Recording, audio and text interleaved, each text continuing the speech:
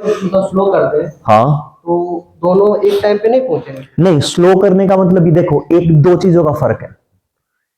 अगर मुझे दो चीजों की स्पीड कांस्टेंट रखनी है तो मुझे दो चीजें करनी पड़ेंगी। पहला तो ये है कि दोनों की डिस्टेंस सेम होनी चाहिए।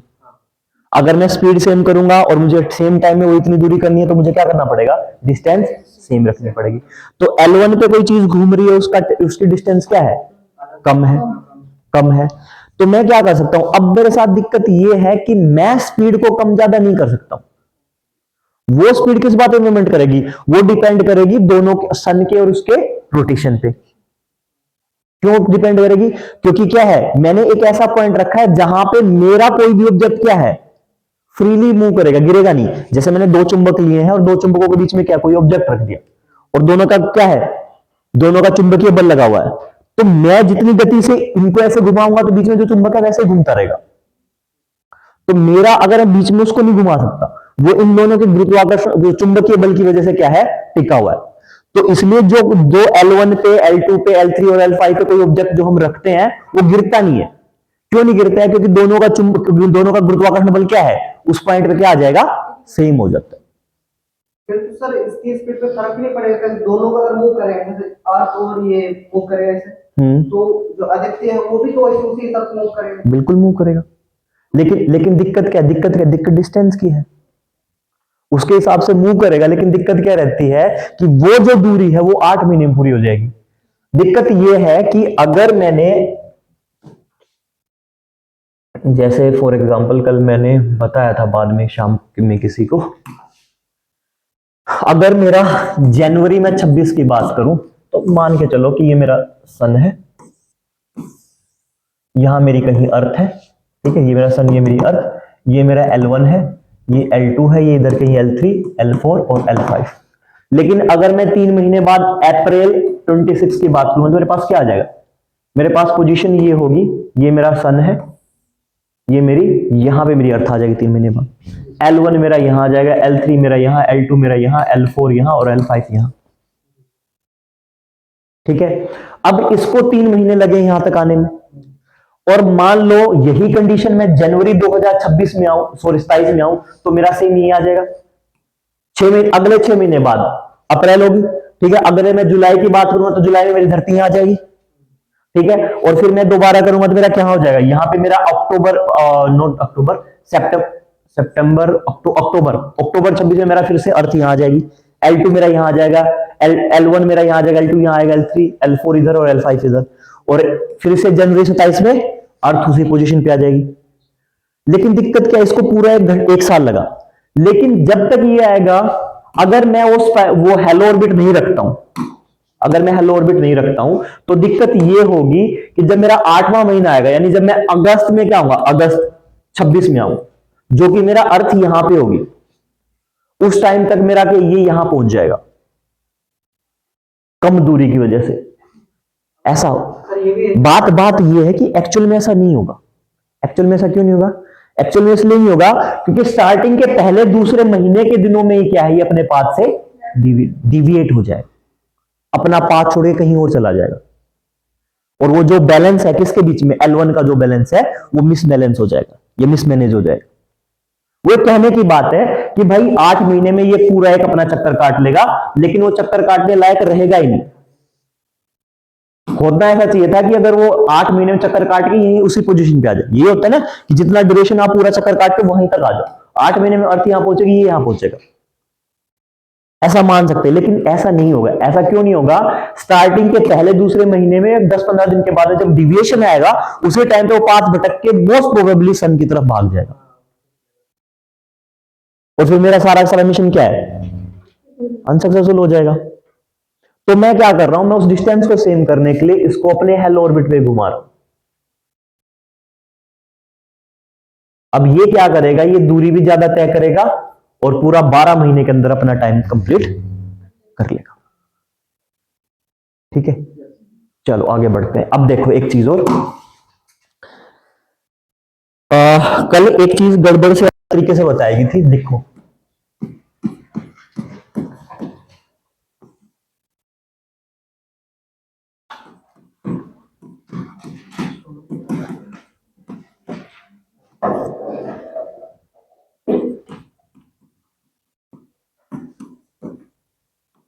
हिंदी मीडियम वालों सौर वर्ष, ठीक है, खगोलीय वर्ष और गैलेक्टिक वर्ष।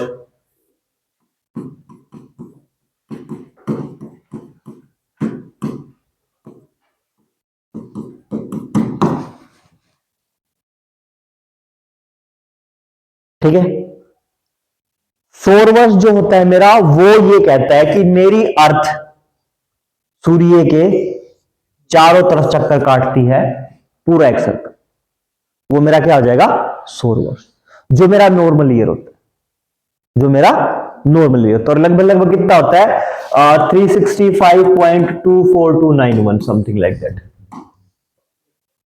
ठीक है, कोई इंपॉर्टेंट नहीं है, मैं कल याद करके आ गया था, मैं कल के जैसे कोई पूछेंगे वो बच्चे आएंगे। ठीक है, फिर मुझे इंटरनेट के लिए 2 मिनट वेस्ट करनी पड़ेंगी। तो ठीक है, एस्ट्रोनॉमिकल ईयर क्या है, एस्ट्रोनॉमिकल ईयर के 2 फिनोमिना है। मैंने कल ये बता दिया था, मैंने थोड़ा कल गड़बड़ बोल दिया था, वो ये था कि मैंने बोला कि सन क्या करेगा, पूरी गैलेक्सी के चक्कर काटेगा, ऐसा नहीं है। एस्ट्रोनॉमिकल ईयर वो होता है कि जब सन स्काई में सेम पोजीशन पे दोबारा वापस आ जाए, जब सन स्काई में सेम पोजीशन पे दोबारा वहीं आ जाए। वो तो कहीं तो घूम भी आएगा।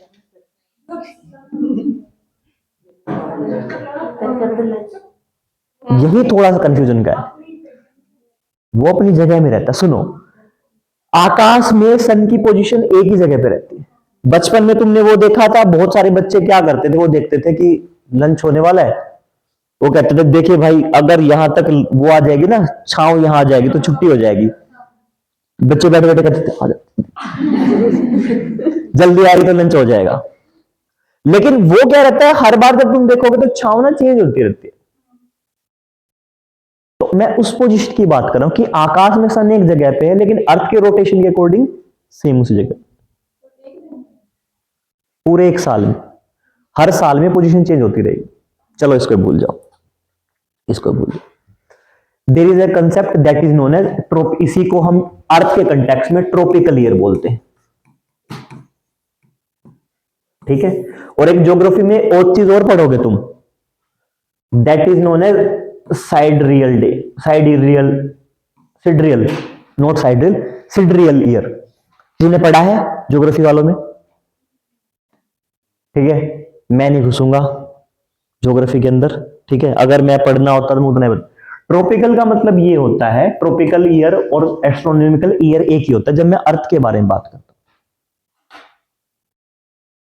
यानी कि मतलब मेरा, अगर मेरा सन इस पोजीशन पे यहां पे, तो पूरा एक साल में इसी पोजीशन पे कब आएगा।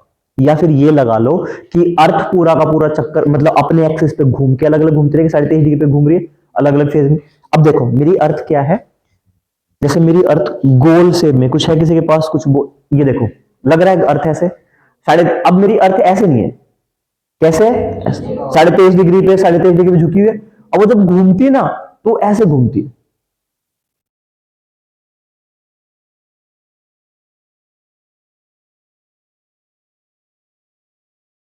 यूं आती हो। और इसी के हिसाब से क्या रहता है, इसी के हिसाब से मौसम बदलते हैं। सन की पोजीशन क्या होती है, अगर मैं बात करूं सोलर इक्विनॉक्स और वो पढ़े तुमने, विंटर इक्विनॉक्स और सोलर इक्विनॉक्स। इक्विनॉक्स को क्या बोलते हैं हिंदी में, 14 जनवरी को क्या होता है, मकर संक्रांति। मकर संक्रांति वाले दिन क्या होता है, सन क्या होता है, सन दोबारा से किधर घूमता है।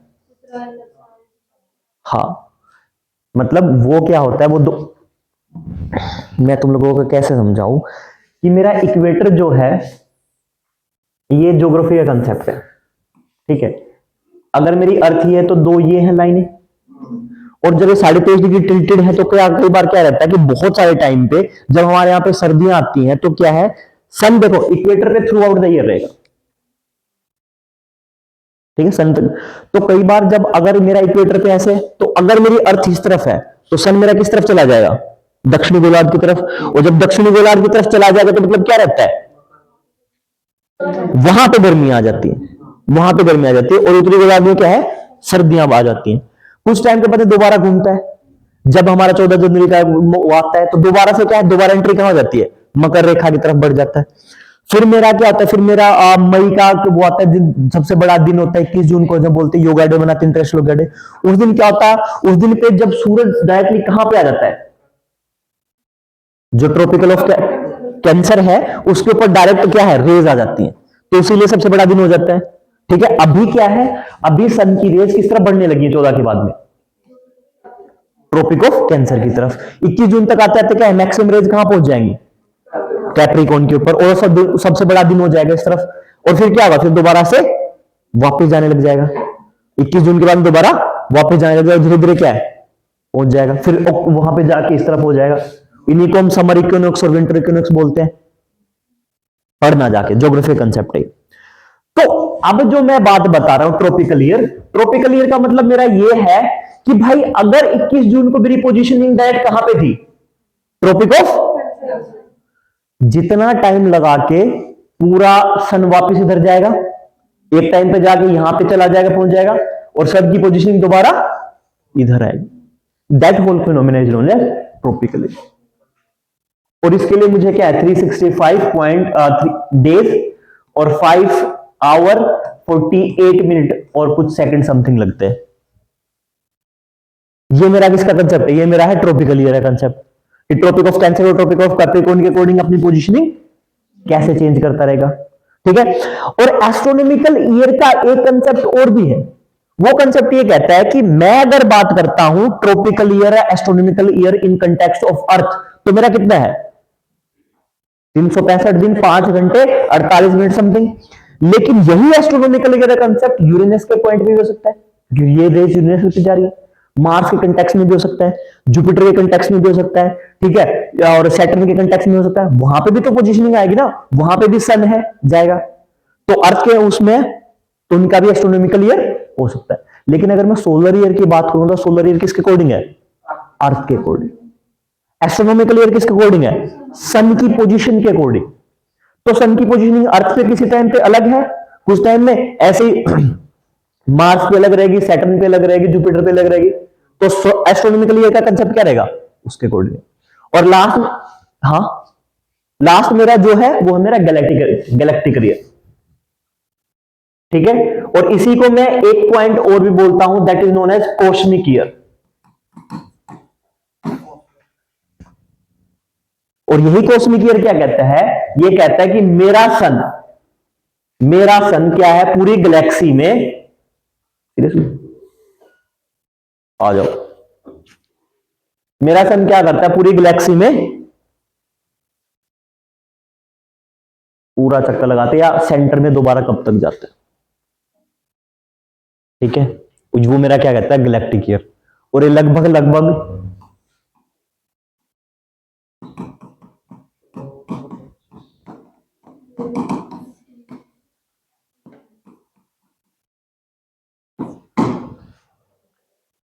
225 मिलियन से लेकर 250 मिलियन अर्थ ईयर के इक्वल होता है। और एक अर्थ ईयर कितना है, लगभग 365 दिन का, या 365.242991 या 365, हाँ 25 एग्जैक्टली में, अगर 25 मान लेंगे तो 6 घंटा हो जाएगा। हाँ एक चौथाई में, वो एक चौथाई भी एग्जैक्टली नहीं है, ये मेरा रहता है। ठीक है, क्लियर है ये, हाँ और क्या है, जैसे सन आगे बढ़ेगा तो उसके अराउंड जैसे और प्लैनेट्स है वो भी तरह से आगे बढ़ते हैं। हाँ लेकिन बात ये है ना कि सन की जो पोजीशनिंग है, अब मुझे बात देखो कि अगर सन की पोजीशनिंग जो है वो 225 मिलियन में एक चक्कर काटता है, तो इंसान की लाइफ 50 ईयर कितनी ईयर, 60 ईयर है, 70 ईयर है, कहां पता कर पाओगे। जब लास्ट में इस पोजीशन पे था उस टाइम पे डायनासोर्स थे, इंसानों का नामो निशान नहीं था। मान लो आज के टाइम पे, आज जिस पोजीशन पे हम जिंदा हैं और जिस जगह पे सन घूम रहा है उसकी आज हम स्टडी करें, तो पिछली बार जब उसी पोजीशन पे था तो उस टाइम पे डायनासोर्स थे, तो उसके कांटेक्ट में हम बहुत कम है। तो ये भी दिक्कत है कि हम उसका पता नहीं लगा सकते। ठीक है, तो बड़ा फिनोमेना है। और सबसे बड़ी दिक्कत पता है, सबसे बड़ी दिक्कत यह भी है कि अगर मैं बात करूं तो सन अपने आप में अपवाद है। पूरी गैलेक्सी में जब मैं स्टार्स देखता हूं तो मुझे कैसे स्टार्स देखने को मिलते हैं? बाइनरी स्टार्स देखने को मिलते हैं। बाइनरी स्टार कैसे होते हैं? बाइनरी स्टार दो स्टार होते हैं और दो स्टार ही अपना एक दूसरे के चारों तरफ चक्कर काटते रहते हैं। दीज आर द, मतलब दो स्टार है, वो एक दूसरे की तरफ क्या है? एक दूसरे के चक्कर काट रहे हैं। लेकिन सन अपने आप में अपवाद है, वो इकलौता स्टार है और उसके साथ में बहुत सारे प्लेनेट चक्कर काट रहे हैं। अगर आप देखोगे ना नॉर्मल गैलेक्सी में, यूनिवर्स में चीजें देखोगे तो आपको ये पता लगेगा कि मोस्ट ऑफ द केसेस में कैसे स्टार्स होते हैं? Binary stars. और बाइनरी स्टार एक दिन क्या करते हैं?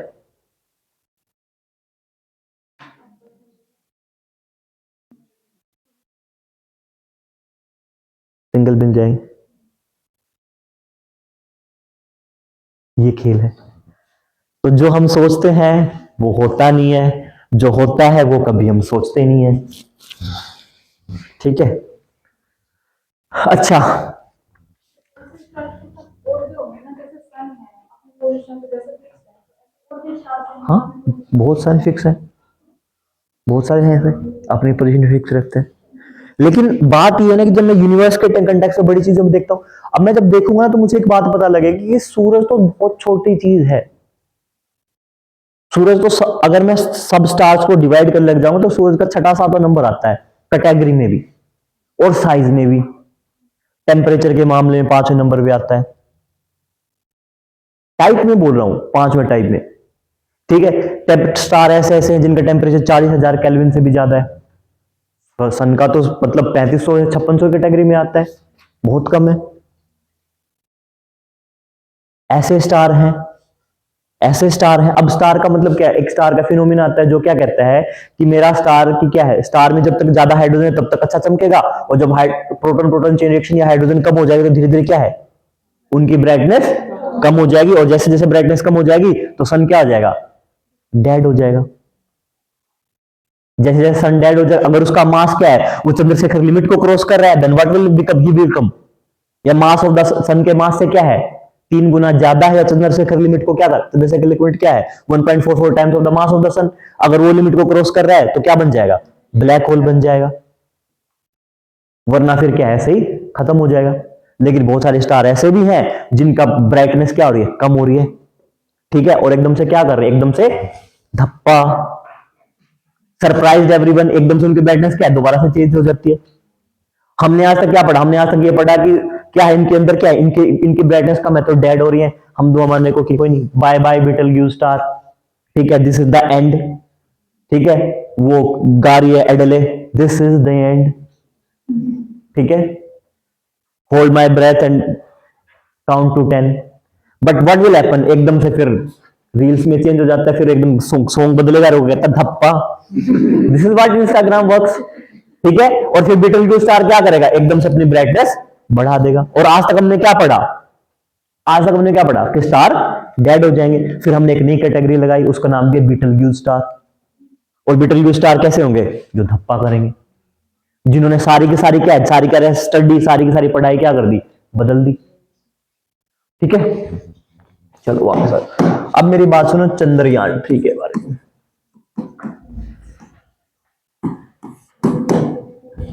ठीक है, ये बताने की जरूरत नहीं है कैसे गया था, क्या था। चंद्रयान 2 के बारे में लिखा, तुम लोगों ने लिख लिया? नेहा नहीं लिख के लेके आए? इंस्टीट्यूट क्या होता है? अरे यार, दो चीजें होती है, एक होता है इनसेटू, एक होता है एक्सेटू। ठीक है, किसी को पता है इनसेटू एक्सेटू? इनसेटू एक्सेटू सुना है? मतलब बहुत सारी चीजों में सुनते हो तुम।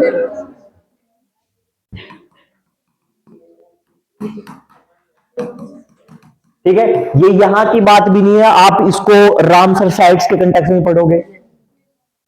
मतलब क्या है, अगर मेरी कोई पोजीशनिंग है, कोई लोकेशन पे, सारा का सारा काम वहीं पे हो रहा है तो मेरा इनसेटू पोजीशनिंग है, और कहीं हो रहा है तो एक्सेटू। सिंपल इतने तरीके में समझो। ठीक है, ज्यादा डीपली में जाने की। और बताओ कुछ है इसके अलावा?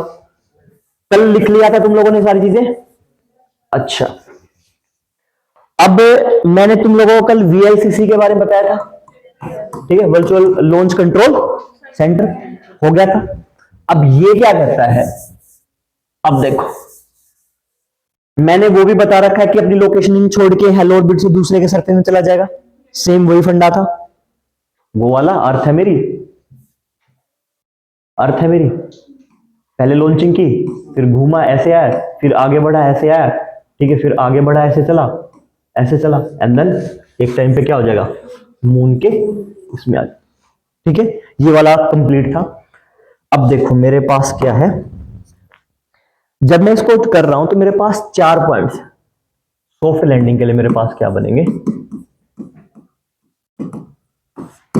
सॉफ्ट लैंडिंग के लिए मेरे पास क्या बनेंगे, 4 पॉइंट चाहिए।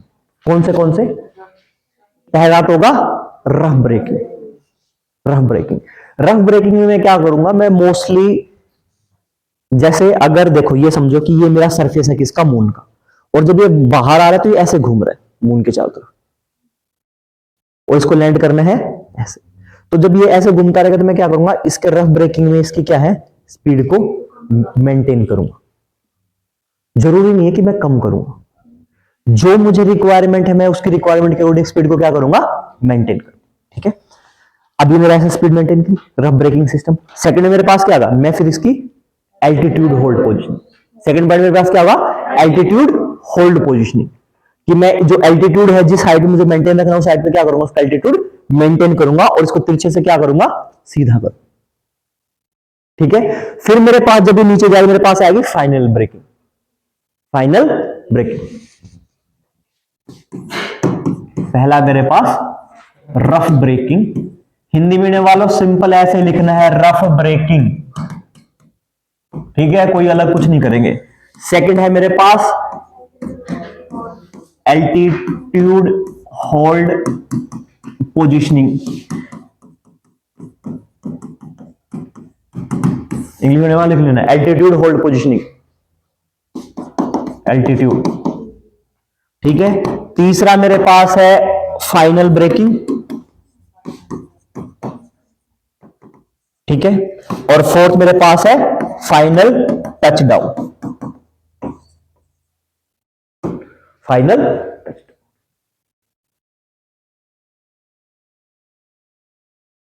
ठीक है। इंडिया ने क्या किया था, इंडिया ने जो स्टार्टिंग में मैंने कल भी बताया था, चंद्रयान 2 के टाइम पे हमें कितना था, हमें मेंटेन करनी थी वेलोसिटी, लेकिन हमने क्या कर रखा था, हमने 2 इंजन यूज कर रखे थे दोनों साइड में, किसके, रोवर के, and then what will happen, दोनों से थ्रस्ट कितनी जनरेट हुई, 4 मीटर पर सेकंड, और जितना टाइम चाहिए था उस टाइम से पहले क्या है, रोवर टच डाउन हो गया, और रोवर के टच डाउन होने से क्या हो गया, गिर गया, एंड सॉफ्ट लैंडिंग किसमें कन्वर्ट होगी, हार्ड लैंडिंग, ठीक है। हमने क्या किया, हमने हेल्प ली चंद्रयान 3 से पहले किसकी, वीएलसीसी की, वर्चुअल लॉन्च कंट्रोल सेंटर की, and then virtual launch control centre के बाद व्हाट विल डू, हमने एक्सपेरिमेंट करके देखे एक्चुअल पोजीशनिंग के अलावा कि कैसे कैसे हो सकता है वर्चुअल फॉर्मेट। अगर पूछा जाए तो इसरो के सक्सेसफुल होने में सबसे बड़ा रोल किसका था, वीएलसीसी, ठीक है। एंड देन हमने क्या किया, मेंटेन किया, और वही हमने फंडा लगाया किसका, रीयूजेबल लॉन्चिंग व्हीकल का। रीयूजेबल लॉन्चिंग व्हीकल में क्या किया हमने, यहाँ पे जब हमारा क्या फाइनल ब्रेकिंग के बाद में मेरे पास क्या है, जब मेरे पास फाइनल ब्रेकिंग हुई तो हमने मेन इंजन को स्टॉप किया, और जितना हमें 2 मीटर पर सेकंड की वेलोसिटी चाहिए उतना हमने मेंटेन किया, लास्ट में we did on the final breaking, ठीक है।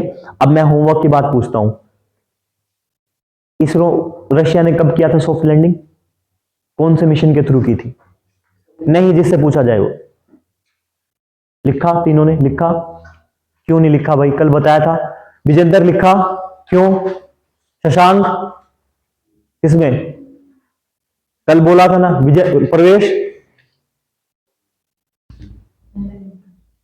रशिया की बात कर रहा हूं, और चंद्रयान 2 में तो इंडिया ने भी नहीं की थी, खुशी,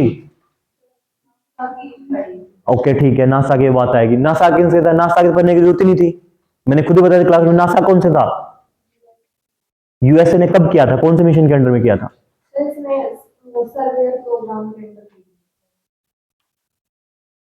गायत्री, निशा, लूना 9 के थ्रू, किसने की थी, रशिया ने, और इन्होंने किसमें की थी, नासा ने, अपोलो 11 से, चाइना, और चाइना ने चैंग थ्री, चैंग थ्री।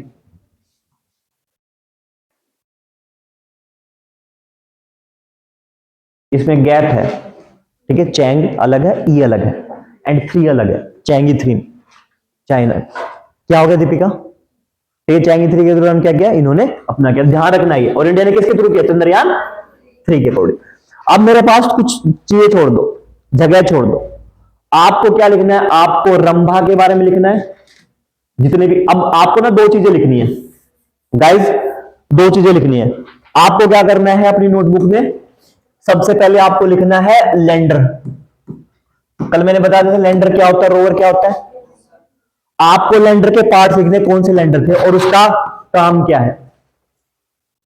मत करो नुकसान, ठीक है। और ये मत करो यार, हमें पता है तुम्हारे पास पैड है, आईपैड ले रखे घूम रहे हो तुम, ठीक है। अब दिखाने के लिए तोड़ने की जरूरत थोड़ी ना है कि देखो वो दिन में ऐड में देखे। मेरे साथ हुआ करता था, ठीक है। अब तो उस लड़की की शादी हो गई है, और मेरे दोस्त, मतलब दोस्त के फ्रेंड के सर्कल में थी। देन व्हाट विल हैपन, उसका एक बहुत बड़ा क्रेज था, ठीक है। उसको कुछ भी हो जाता ना, कहता है अमन देख मेरे नेल्स कितने बढ़िया हैं, लग रहे हैं। नेल पेंट रखा है तो कहते, मैं नेल पेंट लगा के कहते देख की करने मेरा नेल टूट गया है, ये हो गया, हो गया, ठीक है।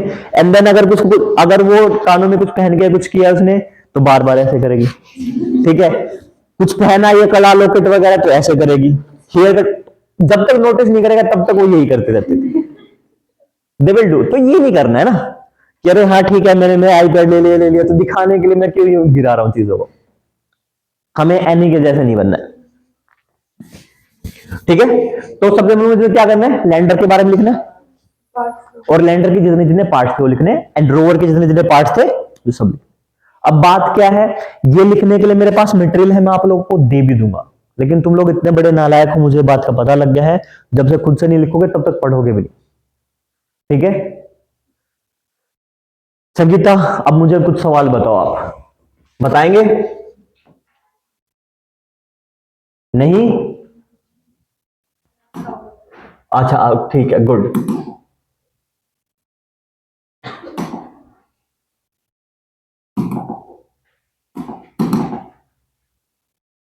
फोटो कहाँ है? इमेजेस।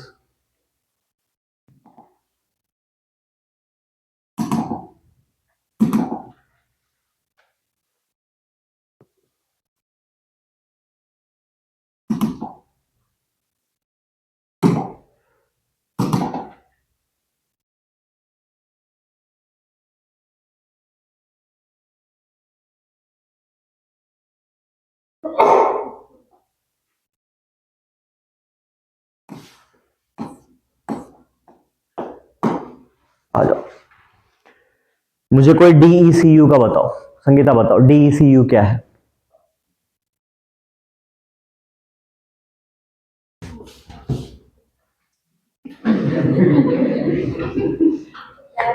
मेरे से ज्यादा चालाक हो गया है? क्या है? कौन बताया डीईसीयू क्या है? क्या है डीईसी? डेवलपमेंट, बैठ बैठ, हाँ हाँ हाँ कोई बात नहीं, नहीं हाँ, ये नहीं करता। हाँ, डेवलपमेंट एंड एजुकेशनल क्या काम करती है?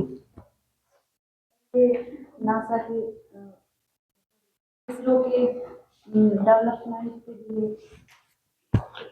एमसीएफ क्या है? आपका नाम क्या है? श्वेता नाम है आपका? हाँ, कुशाम बताओ, कुसुम या कुशाम। एमसीएफ क्या है? परवेश, एमसीएफ क्या है? क्या कर रहे हो? एमसीएफ क्या है? दीपिका, एमसीएफ क्या है? Master control facility, very good. क्या करती है? कर्नाटका में, वेरी गुड। क्या काम करती है? नहीं पता। नन्नाराम, दिनकर, कंट्रोल करने का कार्य। किस चीज का? किस चीज को कंट्रोल करती है? स्पेस में जो सैटेलाइट है उनसे। देखो बहुत बहुत सारी चीजें ना नाम से नहीं, बात नहीं करनी, नेहा नाम आपका, बात नहीं करनी, हाँ नहीं करनी। मास्टर कंट्रोल यूनिट सारी यूनिट्स को कंट्रोल करने के लिए फैसिलिटी दी है, that is the master control. ठीक है, चाहे आप वीएसएससी की बात करो, सारी यूनिट्स को कंट्रोल करने के लिए हमारा क्या है, मास्टर कंट्रोल। ठीक है, अब मुझे आईएसटी है, नेक्स्ट क्या है, आईएसटी है। अच्छा, यूआरएससी क्या है, यूआरएससी क्या है, विजेंद्र, गायत्री, सपना, ओके पीछे बैठे हैं, शिवानी, अच्छा सपना, आप शिवानी, सरिता, निकिता, अरे भाई परमिला नाम है आपका, तमन्ना, हाँ तमन्ना, परमिला आपका नाम है, अच्छा बबली, क्यों नहीं पढ़ रहे हो, चलो आप छोड़ देते हैं, आपको छोड़ देते हैं, परमिला है।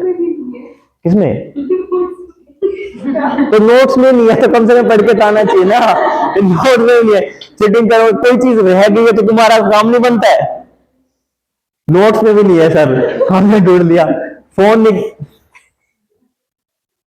तो सारी चीजें थोड़े ना कोई तुम्हें चम्मच भर के कराएगा, कुछ चीजें खुद से भी कर लेनी चाहिए।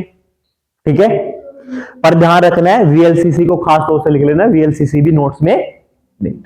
ठीक है, वीएलसीसी के अलावा 2-3 यूनिट और बनी है 2023 और 2024 में, टोटल 4 यूनिट नहीं बनी है। लिखो अगला होमवर्क लिखो, इसरो की 4 यूनिट नहीं बनी है, नोट बॉडी 2023-24 में। आपको उन सब के बारे में लिखना है, 4 ही हैं, जिनमें से एक वीएलसीसी में बता चुका हूं आपको। ठीक है, नहीं 23-24 के अंदर, 2023 और 2024 के अंतर्गत 4 नई बॉडी यूनिट्स बनी है इसरो के अंडर में, जैसे ये हैं ऐसी, उनमें से एक मैं वीएलसीसी बता चुका हूं, 3 आपको और लिखनी है। ठीक है, 1 मिनट,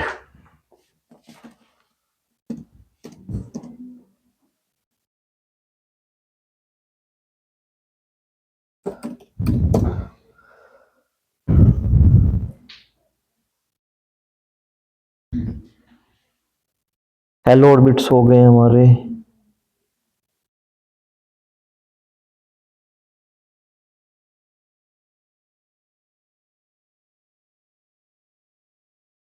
गाइस क्या बात है, नहीं करनी है बात। क्रायोजेनिक हमने कर लिया था, ठीक है, स्पेस लो, लिटिल कैशलेस सिंड्रोम मैंने बता दिया था।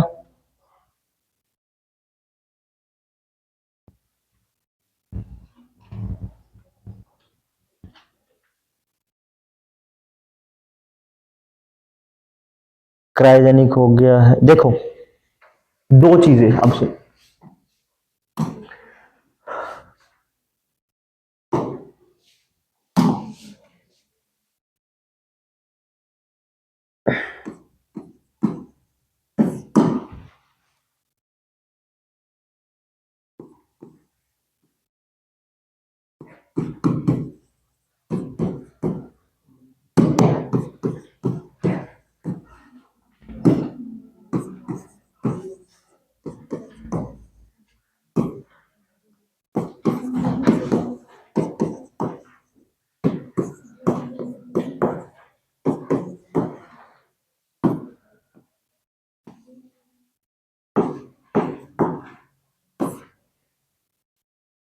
ठीक है, और कोई भी होता है,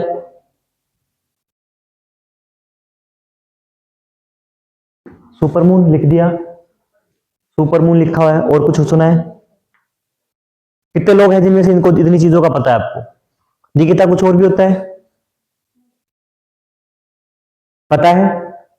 देखो फुल मून क्या होगा मेरे पास, पूर्णिमा, नो मून अमावस्या, ठीक है, और रेड मून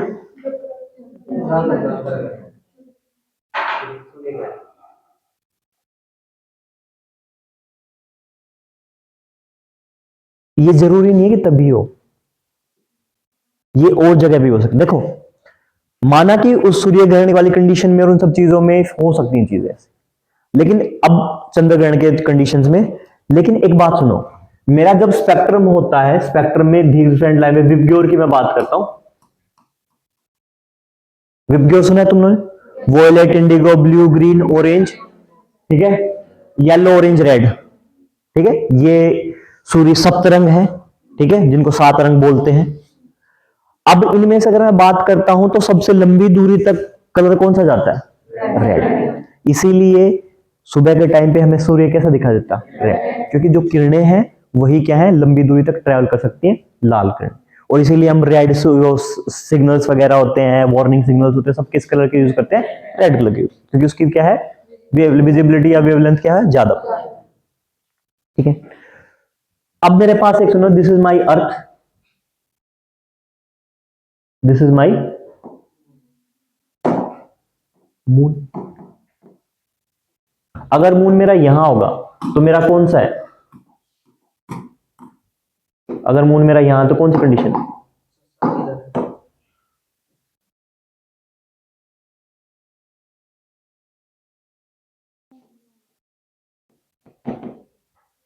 प्यारे बच्चों,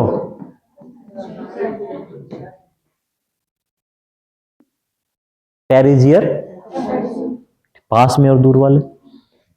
अगर मेरा दूर होगा तो कौन सी रेज मुझे, अब सन, मून की खुद की तो कोई लाइट है नहीं, मून जो लाइट आती है सन की उसको क्या करता है? ट्रांसफर कर देता है, ठीक है, उसको ही क्या है, वो कर देता है। तो अगर मेरी लाइट अर्थ से मुझे दिखाई देगी तो कैसी दिखाई देगी? सबसे ज्यादा विजिबिलिटी किस लाइट की होगी? तो यहां पे जब मेरा मून होगा तो मुझे कैसा दिखाई देता है? तो ध्यान रखना है, सिर्फ चंद्र ग्रहण के दौरान ही जरूरी नहीं है कि वैसा दिखाई दे, वो जब पेरिजी की पोजीशन पे तब भी मुझे कैसा दिखाई दे सकता है? सॉरी, एपोजी की पोजीशन में मुझे कैसे दिखाई दे सकता है? रेड, ठीक है। अच्छा, सन की पोजीशन कुछ भी हो सकती है, डिपेंड करता है। अगर वो तो अगर सूर्य ग्रहण उस टाइम पे आ जाएगा, उस पॉइंट पे बात है, उस टाइम पे तो रेड दिखेगा ही दिखेगा। जब ग्रहण लगेगा, लूनर इक्लिप्स वगैरह होगा, तब तो होगा ऐसा, ठीक है। लेकिन इसके अलावा अगर ग्रहण नहीं तब भी हो सकता है रेड मून। ये सर कम रेट दिखता होगा किसमें? इसमें। यार ऐसा नहीं कि बिल्कुल ब्लड मून, अब जो तुम जो कंसेप्ट बता रहे हो तुम उसका, वो तुम बता रहे हो ब्लड मून का।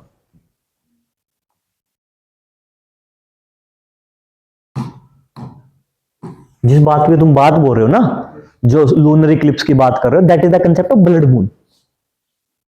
या फिर तुम मतलब बहुत सारी सीरियल्स में देखते हो, वैम्पायर की सीरीज देखी होगी तुमने कभी, ठीक है। अभी थोड़े दिन पहले वो मूवी आई थी आयुष्मान खुराना की, मैंने देखी तो नहीं है, पर मैंने वो उसका ट्रेलर देखा था जिसमें वो कह रहे थे कि वो वैम्पायर्स पे रिलेटेड थी। रश्मिका मंदाना की, उनकी कौन सी, थामा, हाँ राइट। मैंने देखी नहीं है तो मैं बता नहीं सकता क्या, लेकिन उसमें वैम्पायर का कंसेप्ट दिया कि वैम्पायर्स हाईली एक्टिवेट कब होते हैं? ब्लड मून की रात में, ठीक है। तो ऐसा ही है, तो वो जो कंसेप्ट तुम बता रहे हो कि पूरा ब्लड दिखाई देगा, that is the concept of blood moon. वो मोस्ट फिनोमेना किस टाइम पे होता है? दैट इज हैपेंड ऑन उस पे लूनर इक्लिप्स वाले टाइम पे, ठीक है। रेड मून और ब्लड मून में फर्क है। रेड मून का कंसेप्ट कब होगा? जब मोस्टली यहां पे होगा, ठीक है। अब सुपर मून क्या है? सुपर मून तब होगा जब आप कहां पे होगे? पेरिजी पास में होगे, एंड आपको मून कैसा दिखाई देगा? ब्राइटर दिखाई देगा एंड लार्ज दिखाई देगा। ऐसा हो सकता है कई बार आपको 30% से भी ज्यादा क्या है, साइज में बड़ा दिखाई देने लग जाता है। अब इसका फुल मून से कोई लेना देना है नहीं। कई बार ऐसा भी हो जाता है कि फुल मून वाले दिन ही क्या हो जाए, आपकी पोजीशन कैसे रखी हो, तो दैट कैन हैपन कि आपको साइज थोड़ा बड़ा दिखाई देने लग गया, and that is the concept of super. Blue moon का कंसेप्ट क्या है? कोई बताएगा ब्लू मून? हाँ, तुम लोगों ने वो कहावत सुनी ना, once in a blue moon. कौन बोल रहा है once in a blue moon? कोई कौन? ठीक है, मतलब once in a blue moon की कंडीशन क्या होती है? Rare condition. नॉर्मल हम क्या देखते हैं? नॉर्मल क्या बोला था आपने सरिता कि क्या होता है, एक महीने में 2 बार क्या हो जाए? पूर्णिमा। और सेकंड वाला क्या है? सेकंड वाले को हम क्या बोलेंगे? Blue moon. ऐसा नॉर्मल कंडीशन, नॉर्मल जब मैं देखता हूं तो कोई एक बार क्या 15 दिन में क्या आती है? पूर्णिमा आती है, 15 दिन में अमावस्या। बहुत रेयर कंडीशन में ऐसा होता है कि 31 का महीना हो, 1 तारीख को पूर्णिमा हो, ठीक है, फिर 16 को दोबारा से अमावस्या और फिर 31 को जाके क्या हो जाएगी पूर्णिमा। तो एक महीने में 2 बार क्या आ जाए पूर्णिमा, और जो दूसरी बार वाली आएगी वो क्या कहलाएगी ब्लू मून। Blue moon. और ये फिनोमेना क्या होता है, बहुत रेयर होता है। नॉर्मल क्या है, नॉर्मल 30 दिन का ही महीना होगा, 30 दिन के महीने में तो पॉसिबल ही नहीं है। तो ये क्या होगा, 31 का महीना भी होना चाहिए और पहली तारीख को वो पड़नी चाहिए, पूर्णिमा पड़नी चाहिए, तो सेकंड वाला 31 को जाके होगा। और ऐसा फिनोमेना क्या कहलाता है, ब्लू मून। ठीक है। कोल्ड मून का फिनोमेना क्या होता है, हाँ, लास्ट मंथ और क्या वजह, संडे नहीं, ठीक है, हो सकता है कि नहीं, लास्ट मंथ में लास्ट जो फुल मून होगा, लास्ट मंथ में, जैसे दिसंबर के महीने में जो आखिरी साल होगा, साल की आखिरी पूर्णिमा आपकी कोल्ड मून कहलाएगी। मैं नॉर्दर्न हेमिस्फीयर की बात कर रहा हूं क्योंकि हम लोग नॉर्दर्न हेमिस्फीयर में, ठीक है, और इसको कहीं कहीं पे विंटर मून भी बोलते हैं। ठीक है, ये 1-2 कंसेप्ट थे, छोड़ो इनको। एंड और मेरे पास क्या है,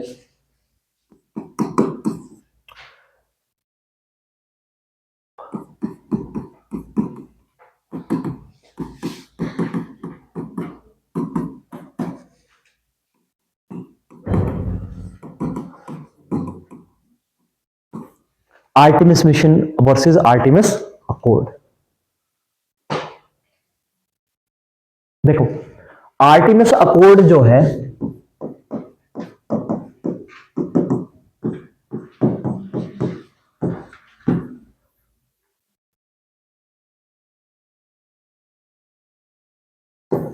बात यह है कि आर्टेमिस मिशन भी नासा का है, आर्टेमिस अकॉर्ड भी कौन लेके आया था, नासा। दोनों को इनिशिएट किसने किया था, नासा। लेकिन दोनों में बहुत फर्क। एक बात यह भी है कि आर्टेमिस, और दोनों रिलेटेड किससे हैं, मून से रिलेटेड है। दोनों किससे रिलेटेड है, मून से रिलेटेड है।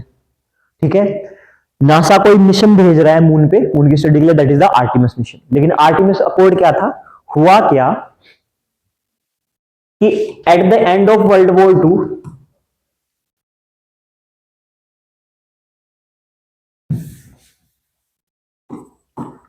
2 के एंड पे दुनिया किस में डिवाइड हो गई थी, 2 गुटों में। एक तरफ कौन से, कैपिटलिज्म वाले, दूसरी तरफ सोशलिज्म वाले। एक तरफ यूएसए, दूसरी तरफ यूएसएसआर। और अब और सबसे बड़ी प्रॉब्लम क्या थी, सबसे बड़ी प्रॉब्लम यह थी कि यूएनओ फेल हो गया था। ठीक है, और उसके बाद में क्या, इन्होंने एक यूएन बनाया। यूएन का सबसे बड़ा रोल क्या था, यूएन का वन ऑफ द क्या है रोल, कि वो क्या है, वो नेक्स्ट वर्ल्ड वॉर नहीं होने देगा। क्योंकि कुछ सालों के अंतर में 2 वर्ल्ड वॉर हो गए थे, वर्ल्ड वॉर 2 1 और वर्ल्ड वॉर 2। ठीक, विद इन 30 इयर्स के राउंड में क्या है, हमने 2 वर्ल्ड वॉर देख लिए थे। और इवन क्या है, यूएन जब बनने थे, इसका मेन कोर ये था। आज के टाइम में यूएन में रिफॉर्म्स की बात क्यों करते हैं, वो इसलिए कहते हैं क्योंकि यूक्रेन रशिया का वॉर कॉन्फ्लिक्ट हुआ है, इजराइल में जेनोसाइड हो रहे हैं, वो सब चीजें, पैलेस्टीन में इश्यू हो रहे हैं। ठीक है, यूएसए ने वेनेजुएला पर अटैक किया, बहुत सारी चीजें, वो सब चीजें चल रही है। सब लोगों को डर है कि कब पाकिस्तान इंडिया पर अटैक कर दे, कब इंडिया पाकिस्तान पर अटैक कर दे। ये सब रोकने का काम किसका है, यूएन का। पीस कीपिंग के लिए भी काम करेगा, वन ऑफ दी, और भी काम है, लेकिन एक रीजन क्या है, एक रीजन ये भी है। तो इन्होंने क्या किया, पूरे वर्ल्ड में वॉर का फिनोमेना चेंज हो गया। अब क्या से वॉर होने लगे, proxy Wars.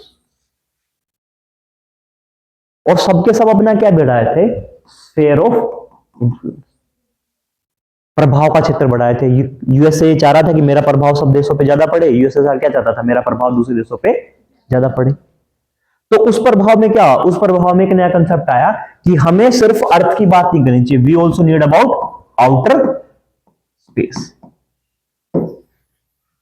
we need to also talk about outer space।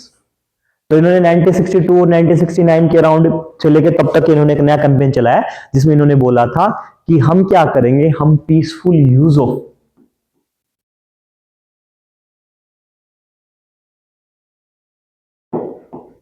Outer space रखेंगे।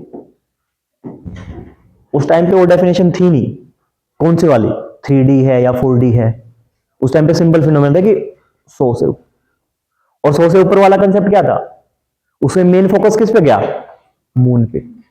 मेन फोकस कहां था, मून पे। क्योंकि लूना मिशन के तहत ऑलरेडी कौन पहुंच गया था, एक बात ध्यान रखना है, चांद पे पहली लैंडिंग रशिया ने की थी, किसके अंडर, लूना मिशन के, लूना 9 के अंदर, ठीक है। अपोलो 11 में चलो मान लिया कि उन्होंने क्या किया है, इंसान को भेजा था, लेकिन अभी भी स्टिल डिबेटेबल है, ठीक है, लेकिन हम डिबेट नहीं करेंगे। इंडियन गवर्नमेंट मानती है कि ऐसा हुआ था तो हम भी मानेंगे, ठीक है। हुआ था नहीं हुआ था, क्या फिक्शन है क्या फिक्शन है, दैट डजंट मैटर, ठीक है। तो ध्यान रखना, पहले यूएसएसआर, पहले रशिया यूएसएसआर है, फिर यूएसए है, फिर चाइना है, और फिर इंडिया है सॉफ्ट लैंडिंग के मामले। अब मैं अगर मून की बात करता हूं तो इन्होंने किस पे बात की, सारे पीसफुल यूज किसका होना चाहिए, मून का होना चाहिए।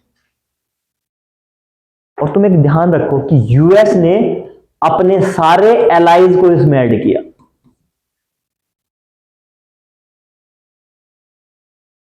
टू जस्ट कंट्रोल यूएसएसआर, लेकिन आपको ये कहीं मिलेगा नहीं। वो क्या कह रहे थे, वो ये कह रहे थे कि हमें सिर्फ आर्टेमिस अकॉर्ड के अकॉर्डिंग पीसफुल यूज करना है आउट ऑफ स्पेस। आपको दिए दैट किया जा रहा है, क्योंकि पूरा पूरा यूरोप इसमें इन्वॉल्व हो गया था, यूके है, फ्रांस है, इटली है, लग्जमबर्ग है, बुल्गारिया इसका पार्ट हो गया था, ठीक है। तो आपको ना अगर लिखना चाहो तो लिख सकते हो कि आर्टेमिस अकॉर्ड में कौन से कंट्रीज थे, नहीं लिखना चाहते तो कोई मर्जी नहीं, ठीक है। लिखना चाहो तो स्पेस छोड़ दो, अपना देख के लिख लेना, ठीक है। और नहीं लिखना चाहोगे दैट डजंट मैटर, इतना कोई है नहीं। तो ध्यान रखना कि आर्टेमिस अकॉर्ड अलग था और आर्टेमिस मिशन अलग, लेकिन दोनों रिलेटेड किससे हैं, मून से, ठीक है।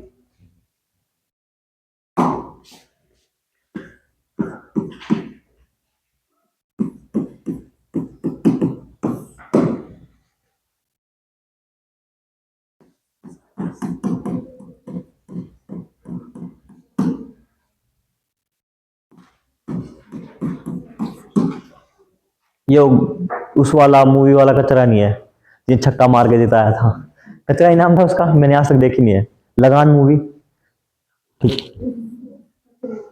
मैंने सुना है चीजें, पर मैंने आज तक देखी नहीं, ठीक है। स्पेस डेब्रिस क्या, व्हाट इज स्पेस डेब्रिस पता है, नहीं, सैटेलाइट से पार्ट नहीं की, जो भी अनवांटेड चीजें स्पेस में एग्जिस्ट करती हैं that is the space debris. और स्पेस डेब्रिस दो तरह का होता है, one is natural space debris and second is artificial,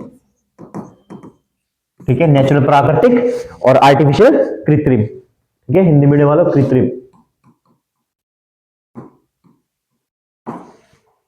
प्राकृतिक और कृत्रिम, प्राकृतिक क्या है, प्राकृतिक, अब स्पेस डेब्रिस का जो साइज है that is from up to around से लेके 1 mm से लेके 0.1 mm से लेके कहां तक हो सकता है, 1 मीटर तक हो सकता है। 1 मीटर तो फिर भी ज्यादा हो जाएगा, ठीक है, 1 मीटर तक भी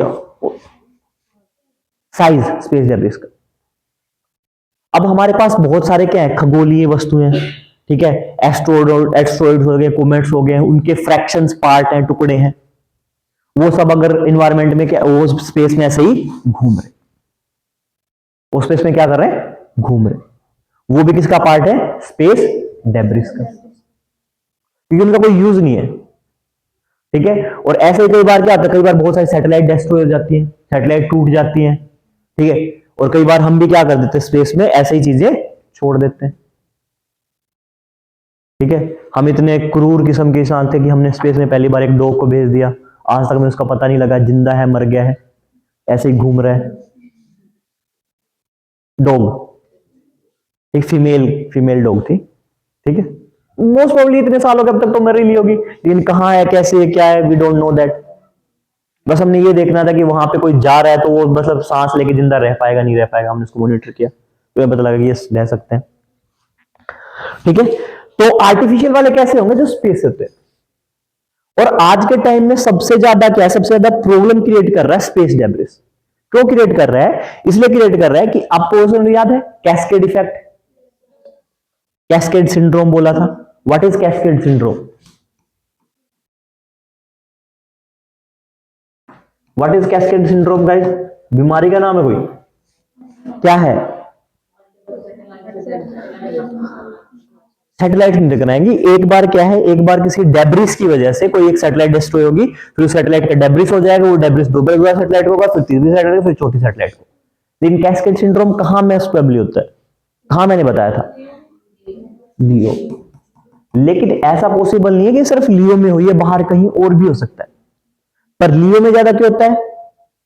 बिकॉज लियो हमारा ज्यादा क्या है? कंजेस्टेड। ठीक है, ये वैसे ही है कि लियो में क्या है, अब एक बस है, एक बस में बहुत सारी सवारियां हैं और एक को धक्का लगा है और इतनी भीड़ है तो सबको धक्का महसूस होगा। और अगर मैं इस बस में भीड़ का में सब लोग बैठे हुए हैं तो कोई जब धक्का लगेगा तो एक ही पर्सन को अलग फील होगा, उसके इंपैक्ट से कोई दूसरा प्रभावित नहीं होगा। तो हमारा जो बाकी ऑर्बिट्स है, बाकी जो जगह है स्पेस में, वहां पे क्या, वहां पे कंजेशन कम है, लेकिन लियो में कंजेशन ज्यादा है।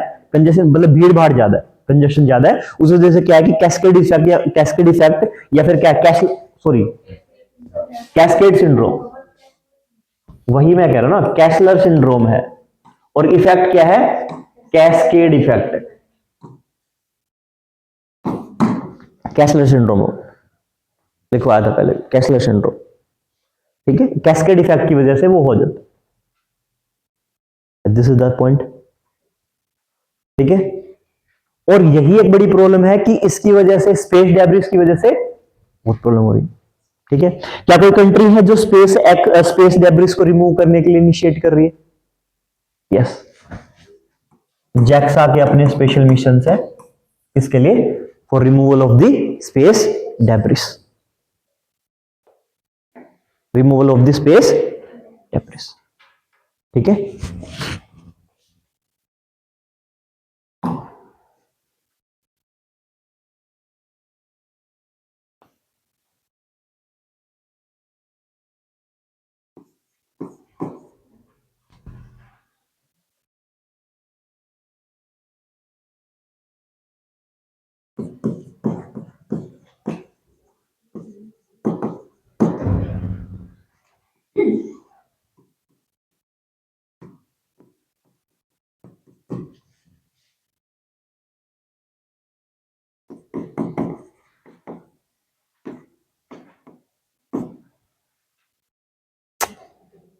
वीनस आएगा, वीनस आएगा।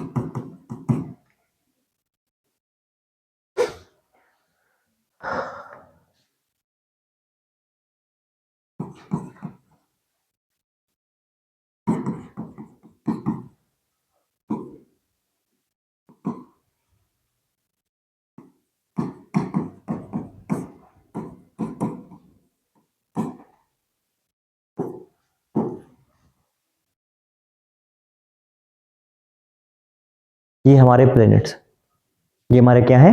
प्लैनेट्स। बोले तो ग्रह, जिनके ऊपर नंबर लिखा हुआ है वो इनके सीक्वेंस। ठीक है, इनके अलावा एक चीज और होती है, उसको हम बोलते हैं ड्वार्फ प्लैनेट्स।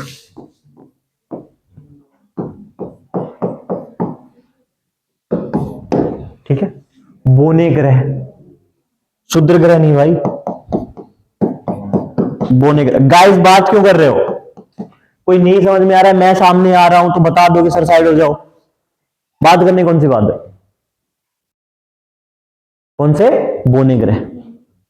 ठीक है, अब देखो इंटरनेशनल, पहले क्या था, पहले हमारे यहां पे प्लूटो भी होता था प्लेनेट।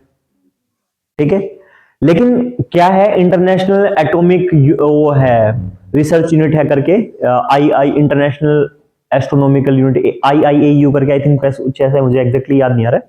वो क्या करती है, वो सबका साइज डिसाइड करती है कि अगर कोई प्लेनेट है जो चारों तरफ क्या है, सूरज के चक्कर काट रहा है, उसका कोई एक पाथ है, ठीक है, उस पाथ के अकॉर्डिंग वो चल रहा है, देन व्हाट ही कैरीज, एक स्पेशल पाथ ले रहा है, कुछ टाइम ले रहा है, सूरज के चारों तरफ चक्कर काट, और उसका एक फिक्स साइज है। उस साइज से बड़ा अगर कोई है पार्ट ऐसा और सूरज के चारों तरफ चक्कर काट रहा है, वो क्या है, प्लेनेट। अगर उससे छोटा है तो क्या है, ड्वार्फ प्लेनेट। ठीक है, अब इनका साइज होगा कुछ सिंपल फिक्स होगा, ठीक है, ये गोल शेप में होंगे या फिर ओवल शेप में होंगे, स्फेयर शेप में हो सकते हैं, ठीक है। अब इनका साइज कुछ है ऐसा ही है, विकृत टाइप सा है, कुछ छोटे, बहुत साइज में छोटे हैं, चट्टानों की फॉर्म में है, टुकड़े हैं, फ्रैक्शंस है, ठीक है, लेकिन क्या कर रहे हैं, सन के चारों तरफ चक्कर काट। तो ऐसो को मैं बोलूंगा एस्ट्रॉइड्स, ऐसो को मैं क्या बोलूंगा, एस्ट्रॉइड्स, जिनको हिंदी में बोलते हैं क्षुद्र ग्रह। दिखाई दे रहा है नीचे पीछे, ये ऊपर लिखूं, पक्की बात है ना, दिखाई दे रहा है, अगली बार में ऊपर लिख दूंगा, क्या बोलते हैं, क्षुद्र ग्रह। और ऐसा ही क्या है, ऐसा ही मेरे पास एक बहुत सारा क्या है, बहुत सारे हैं यहां पे,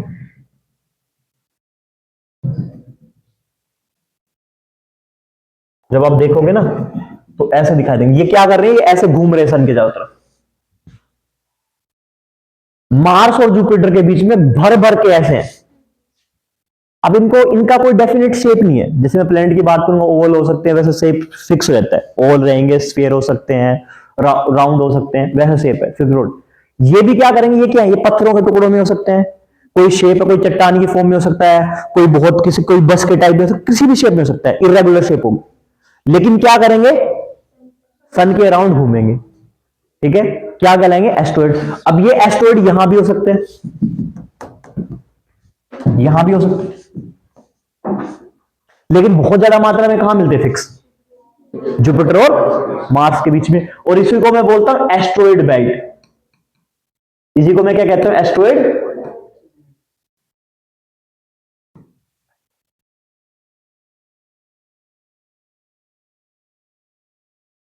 ठीक है, अब एक चीज और है, देखो, एक इतना लिख लिया ना, अब एक चीज ध्यान से सुनो, देखो इधर, मरकरी का ये पाथ फिक्स है, वीनस का ये पाथ फिक्स है, अर्थ का कोई पाथ फिक्स है, मार्स का कोई पाथ फिक्स है, फिक्स पाथ है, रास्ता फिक्स है ना, ठीक है। कई बार क्या हो सकता है, कई बार कोई एस्ट्रॉइड ऐसा हो सकता है कि जो इनके पाथ के साथ चलता हो, कई बार क्या हो सकता है, कोई एस्ट्रॉइड हो यहां चलता हो, कोई एस्ट्रॉइड यहां हो सकता है इसी रास्ते में, कोई एस्ट्रॉइड यहां हो सकता है, यहां यहां यहां। यानी एस्ट्रॉइड क्या करेगा, सूरज की चारों तरफ चक्कर काटेगा, लेकिन कौन सा रास्ता अपनाएगा, जो कोई प्लेनेट फॉलो करता है, तो उनका हमने स्पेशल नाम दे दिया, क्या कहेंगे उनको, ट्रोजन एस्ट्रॉइड। क्या कहेंगे, ट्रोजन एस्ट्रॉइड।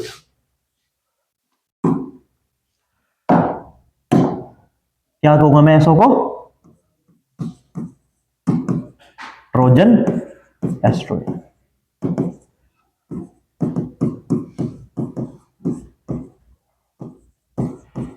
ट्रोजन क्षुद्र ग्रह।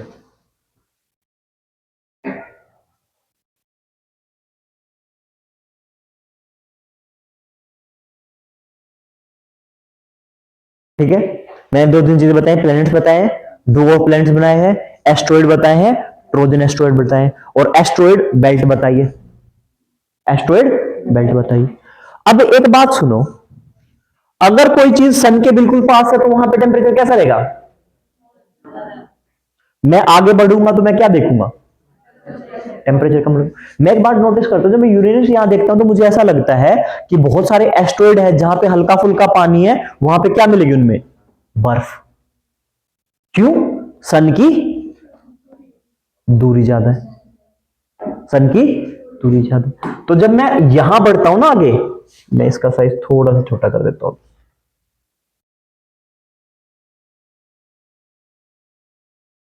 ठीक है, जब मैं आगे बढ़ता हूं तो मैं एक चीज और नोटिस करता हूं कि मेरे यहां पे क्या है, यहां पे भी मेरे बहुत सारे क्या है, एस्ट्रॉइड्स। लेकिन यहां के एस्ट्रॉइड में और यहां के एस्ट्रॉइड में क्या है, बहुत ज्यादा फर्क है। What is the difference?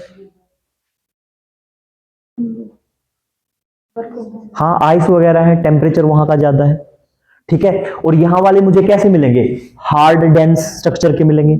यहां वाले मोस्टली कैसे मिलेंगे, गैसेस की फॉर्म में मिलेंगे। दो फर्क है। और इस वाली बोल्ट को मैं क्या बोलता हूं,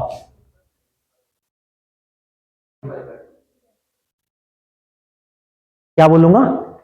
फिर ओट क्लाउड्स क्या होते हैं? ओट क्लाउड्स क्या होते हैं? Oats cloud. अरे यार इतना घबरा रहे हो, क्यूपर बेल्ट ही बोलता हूं मैं। क्या बोलूंगा पूरी की पूरी बेल्ट को? Kuiper belt. What is known as Kuiper belt, ठीक है। क्या बोलूंगा मैं?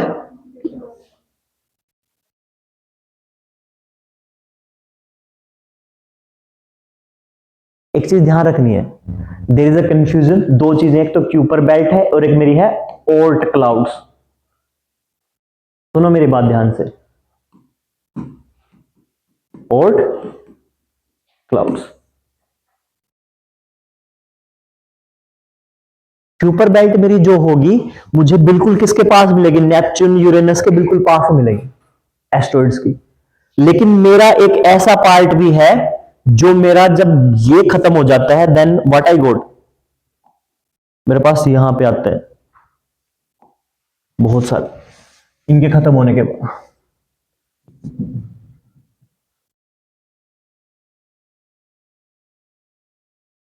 जो मेरी क्यूपर बेल्ट है मेरी कहां पे मिलेगी, इनके साथ कंजेस्टेड मिलेगी, नेपच्यून यूरेनस के साथ।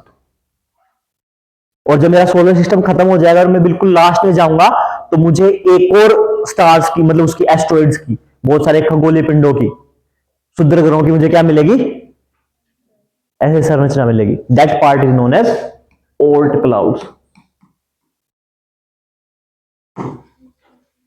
और ये बेसिकली कंप्लीटली कैसे होते हैं, गैसेस की फॉर्म में होते हैं। और गैसेस कैसी है, जो डेंस होकर किस में कन्वर्ट हो रही है, डर्ट की फॉर्म में। मतलब मुझे पूरा गैस ही मिलेगा, मतलब गैस किसकी फॉर्म में मिलेगी, डर्ट की फॉर्म में, धूल की मिट्टी, धूल की फॉर्म में, मिट्टी की फॉर्म में। और ऐसा हो सकता है कि करोड़ों लाखों सालों के बाद में यही क्या हो जाए, एस्ट्रॉइड्स के जैसे बनने स्टार्ट हो जाए। लेकिन कैसी स्टेज में है, इनिशियल स्टेज में, जहां पे डर्ट क्या हो रही है, कंजेस्टेड हो रही है। तुमने क्या किया है, तुमने एक ट्रक मिट्टी को उड़ा दिया, हवा में उड़ रही है, कुछ टाइम के बाद में क्या होगी, सेटल होगी। और फिर सेटल होते होते तुम और डालते रहोगे तो क्या है, लेयर बाय लेयर बनती रहेंगी लेयर। तो ये क्या है, ओल्ड क्लाउड्स किसकी फॉर्म में है, डर्ट्स की फॉर्म में है, क्लाउड्स की फॉर्म में है, ठीक है। लेकिन टेम्परेचर कैसे है, बहुत लो। लेकिन अगर मैं किसकी बात करूंगा, क्यूपर बेल्ट की बात करूंगा, वहां पे आपको कुछ ना कुछ क्या मिलेगा, ऐसे हार्ड स्ट्रक्चर की फॉर्म में मिलेगा। लेकिन इतना हार्ड नहीं है जितना किसमें है, एस्ट्रॉइड बेल्ट में, ठीक है। ओल्ड क्लाउड्स समझ में आ गई थी चीजें, कोई डाउट है? ठीक है, अब लिखो शूटिंग स्टार कोमेट।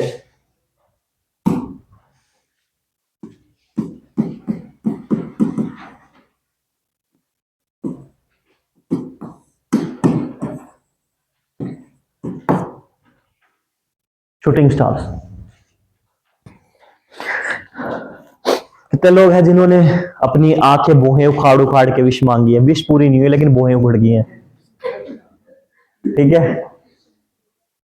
और तो और कैमरामैन को कोई काम नहीं है, ठीक है।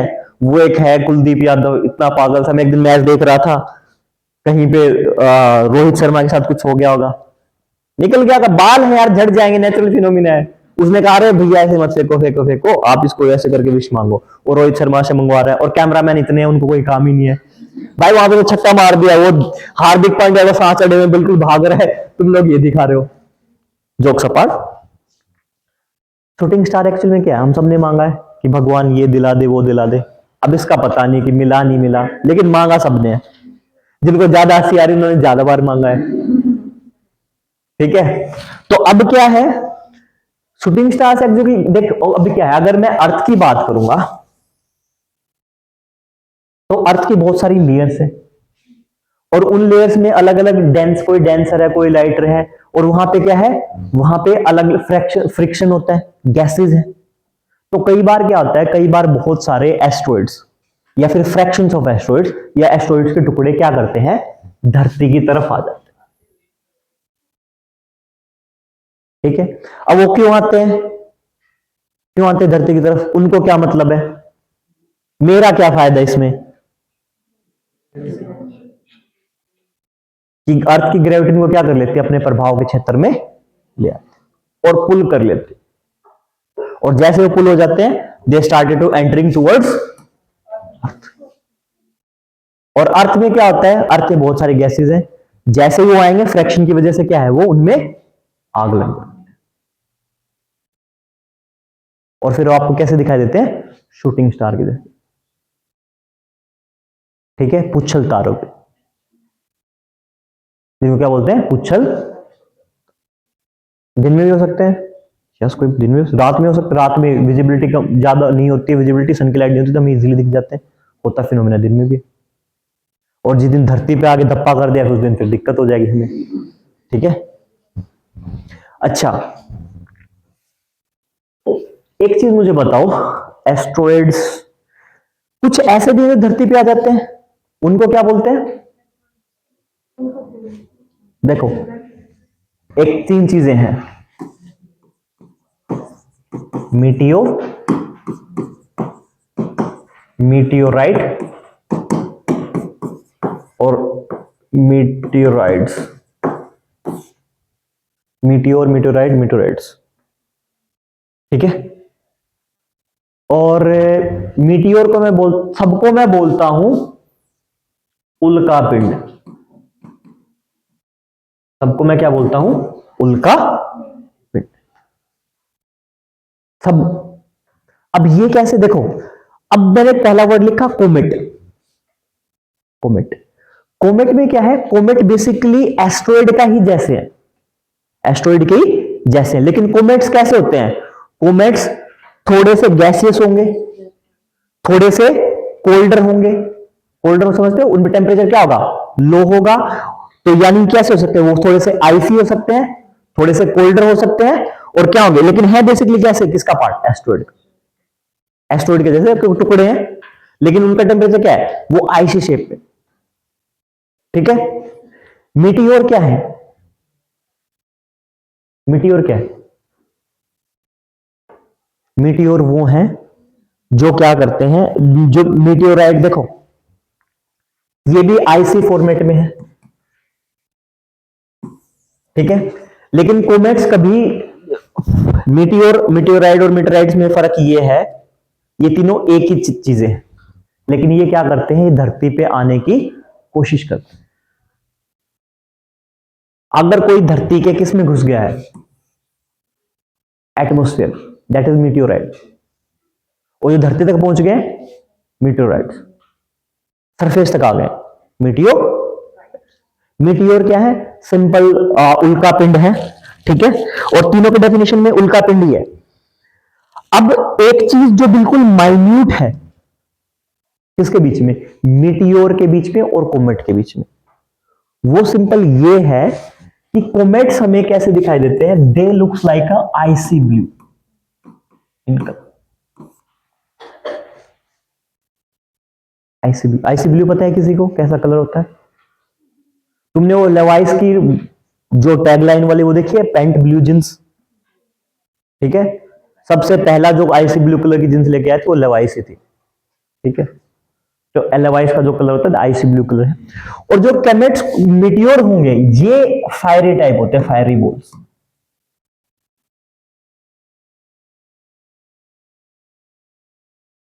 मीटियोर आग के जैसे, आग आग, इनको वो अगर चलेंगे तो ऐसा लगेगा कि मतलब ब्लू ब्लू कलर की लाइट छोड़ते हुए जा रहे हैं कोमेट्स। ठीक है, ब्लू कलर की लाइट छोड़ रहे हैं, लेकिन जब आप इनको देखोगे तो ऐसा लगेगा कि आग का गोला उड़ के जा रहा है। ठीक है, जो धरती में एंटर करेंगे मीटेराइट, कुछ नहीं कुछ, और जो सरफेस तक आएंगे मीटेराइट्स। ठीक है, ओट क्लाउड्स हो गया, मीटियोर हो गया, मीटियोराइट्स हो गया है, कुछ और रहता है, 1 मिनट में देख लेता हूं, कुछ छोटे छोटे कंसेप्ट और हैं। तो कल हम स्टेलर क्लासिफिकेशन ऑफ स्टार पढ़ेंगे। कुछ क्या रहता है, 1 मिनट रुको।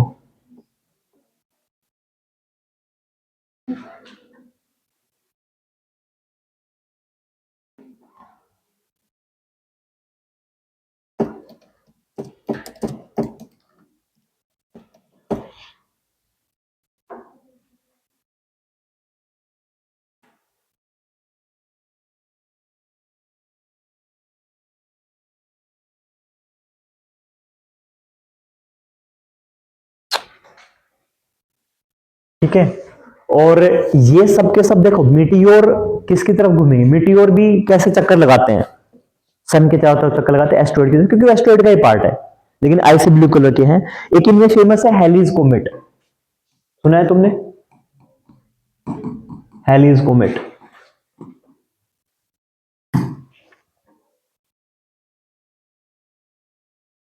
धरती पे हर, आई थिंक पता नहीं, मुझे एग्जैक्टली ध्यान नहीं है, 75 या 85 ईयर्स में देखा जाता है हेलीज कोमेट। 77 साल में, हाँ 76 होगा, 77 साल में, हाँ 76 साल में, 70 ईयर में एक बार दिखाई देता है। क्यों दिखाई देता है, ऐसा क्यों होगा भाई, 76 साल में क्यों दिखाई दे रहा है? अरे 76 साल में क्यों दिखाई दे रहा है, क्यों दिखाई देगा 76 साल में, पहले क्यों नहीं दिखाई देगा?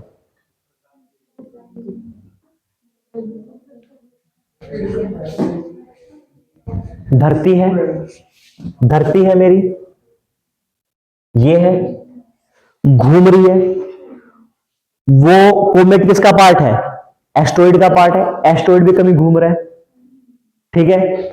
हर 76 साल में क्या ये दोनों किसी पास वाले पोजीशन पे आते हैं, किसी पास वाले पोजीशन पे आते हैं, इसलिए क्या है वो दिखाई देते कि वो भी कहीं घूम रहा है, ये भी कहीं घूम रहे हैं, हर 76 में क्या होगा, वो पास में दिखाई देते। तो ऐसा होता है कि जिन्होंने हेलीज कोमेट देखने का चाव बहुत ज्यादा होता है, कि बहुत सारे लोग अपनी जिंदगी में देख ही नहीं पाते, ठीक है। अच्छा, एक चीज है मीटियोर शावर, एक फिनोमेना और आता है मीटियोर शावर का।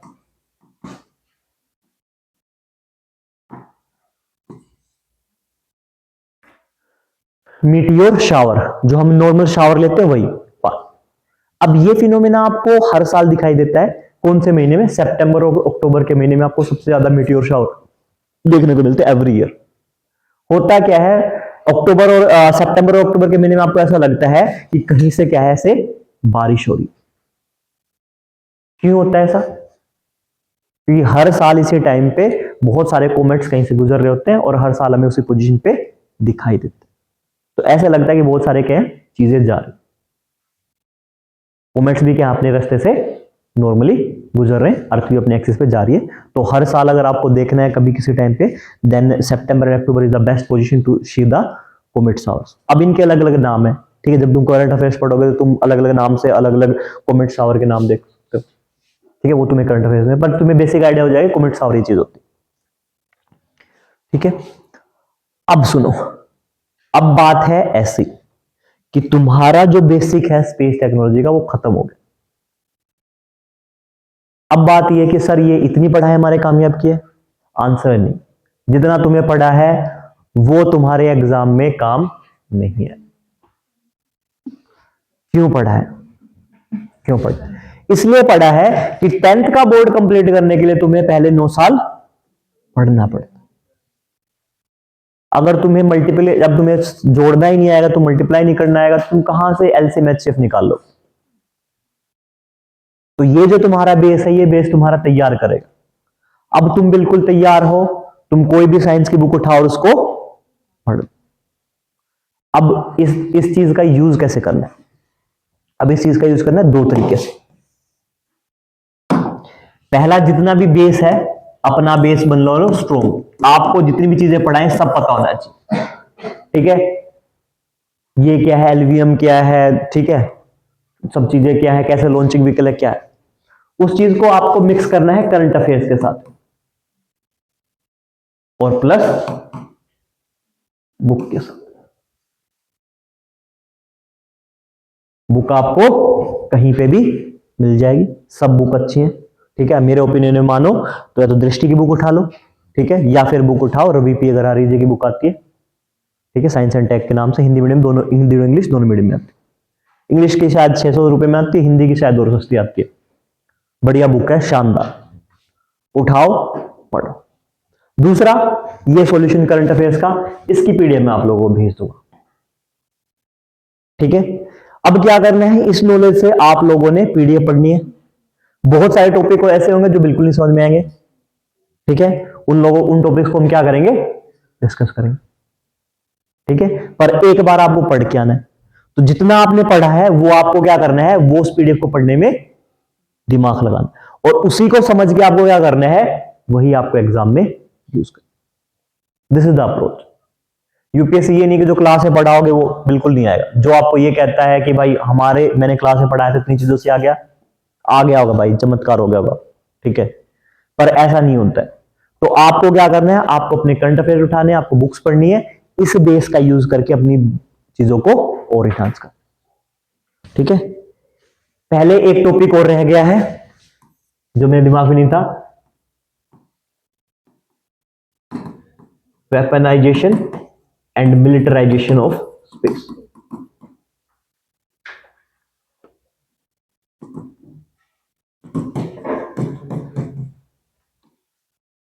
ठीक है, स्टेलर क्लासिफिकेशन से पहले हम ये करेंगे कल।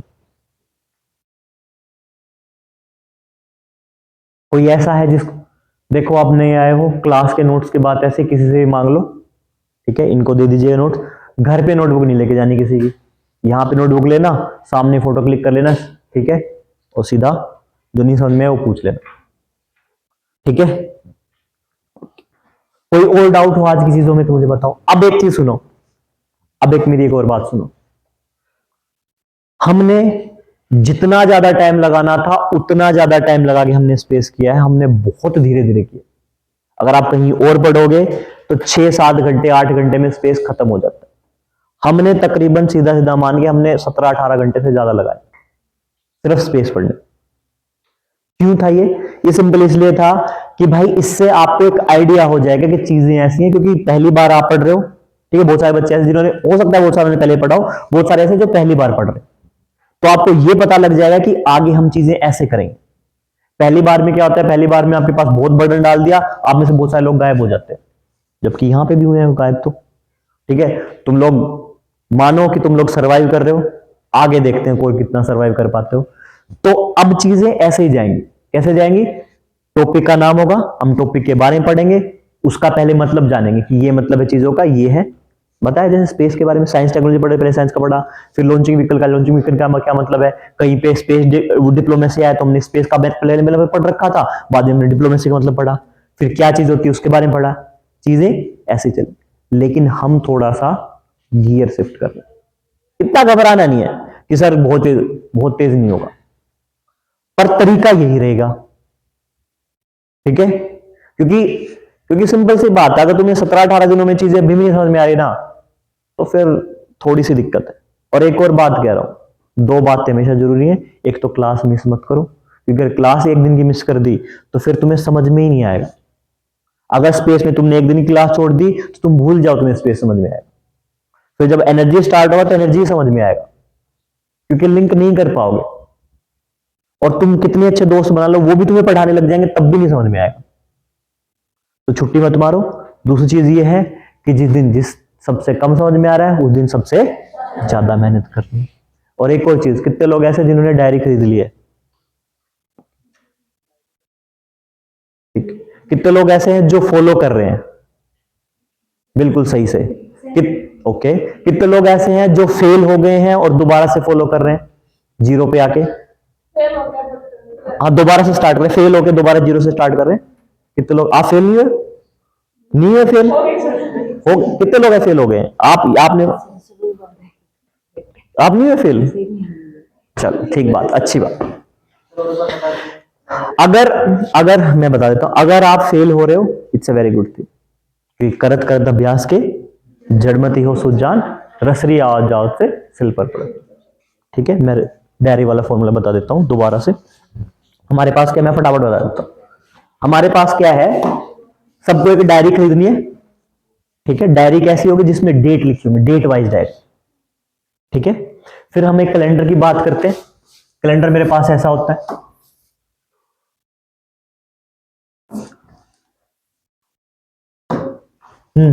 जाओ। तो मेरे पास क्या होगा, Sunday, Monday, Tuesday, Wednesday, Thursday, Friday and Saturday. मान लो मेरे पास 1 तारीख है, 2, 3, 4, 5, 6, 7, 8, 9, 10, 11, 12, 13, 14,